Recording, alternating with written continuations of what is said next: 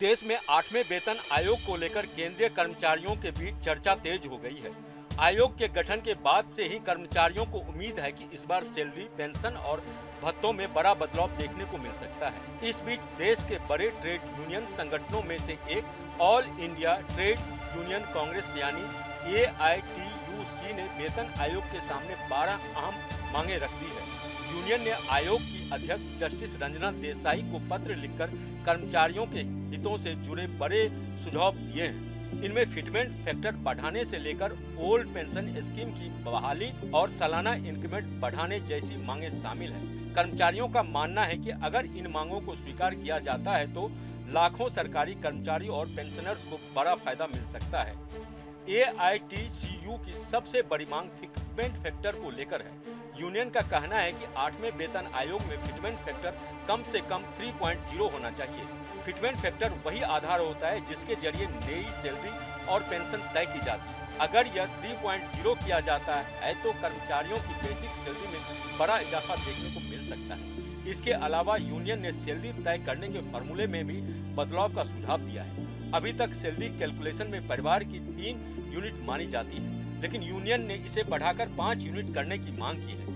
यानी पति पत्नी और 2 बच्चों के साथ साथ माता पिता को भी इस फॉर्मूले में शामिल करने का प्रस्ताव रखा गया है। यूनियन का तर्क है कि मौजूदा आर्थिक हालात में परिवार का खर्च पहले से बढ़ चुका है, इसलिए सैलरी तय करने का तरीका भी बदला जाना चाहिए। ट्रेड यूनियन ने सालाना इंक्रीमेंट बढ़ाने की मांग भी उठाई है।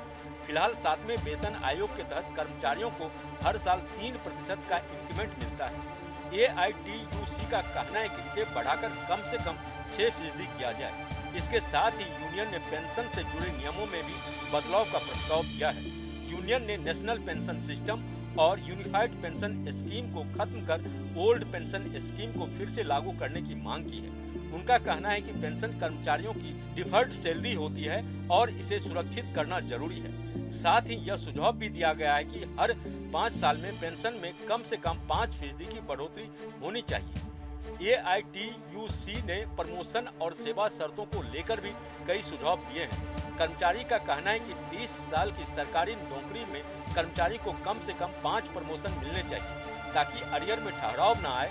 इसके अलावा पेंशन कम्यूटेशन की बहाली अवधि को भी कम करने की मांग की गई है। अभी यह अवधि 15 साल है, जिसे घटाकर 11 से 12 साल करने का प्रस्ताव है।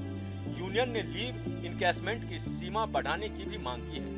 फिलहाल रिटायरमेंट के समय अधिकतम 300 दिन की छुट्टियों का इनकैशमेंट मिलता है, लेकिन इसे बढ़ाकर 450 दिन करने का सुझाव दिया गया है। इसके साथ ही जोखिम भत्ता और कठिन क्षेत्र भत्ता बढ़ाने, कैशलेस मेडिकल सुविधा देने, महिलाओं के लिए मेंस्ट्रुअल लीव और पितृ अवकाश की व्यवस्था करने की भी मांग की गई है। इसके अलावा यूनियन ने रेलवे, CAPF और रक्षा क्षेत्र के कर्मचारियों के लिए ज्यादा मुआवजा देने का भी प्रस्ताव रखा है। ड्यूटी के दौरान मौत होने पर 2 करोड़ रुपए तक का मुआवजा देने की मांग की गई है।